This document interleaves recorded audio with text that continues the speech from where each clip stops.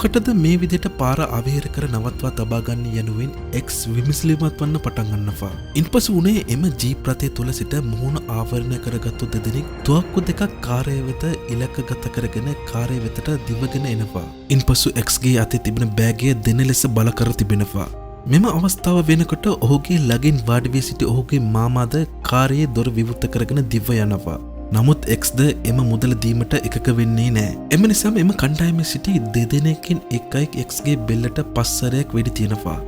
ඉන්පසු අනෙක් දොරින් පැමිණ එම මුදල් බෑගයද රැගෙන පිටත් වී පලා යනවා. ඉතාමත් අසාධ්‍ය තත්ත්වයේ සිටි X ළඟම තිබෙන රෝහලට ඇතුළත් කරනවා. වෛද්‍යවරුන් වහාම මොහුට සැත්කම්කුත් කරනවා. නමුත් අසාධ්‍ය තත්ත්වයේ සිටි XXX ටෙන්ටාෂියන් 20 වන වියේදී ජීවිතක්ෂයට පත්වනවා.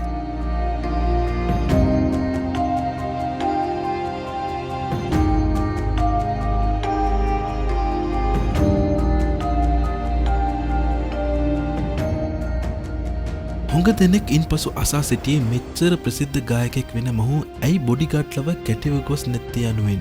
නමුත් X මිය යාමට පෙර සමහරක් මාධ්‍ය හමුවලදී කියා සිටියේ Taman තනිවම යාමටයි ප්‍රිය කරන්නේ. සංගීත ප්‍රසංගවලදී හැරෙන්න වෙන කොහේ හරි යනවා නම් මට මගේ යාළුවෝ සිටිනවා යනුවෙන් කියා සිටියා. Xව ඝාතනය කරපු 4 දෙනාවම මාසයක් ඇතුළත අත්අඩංගුවට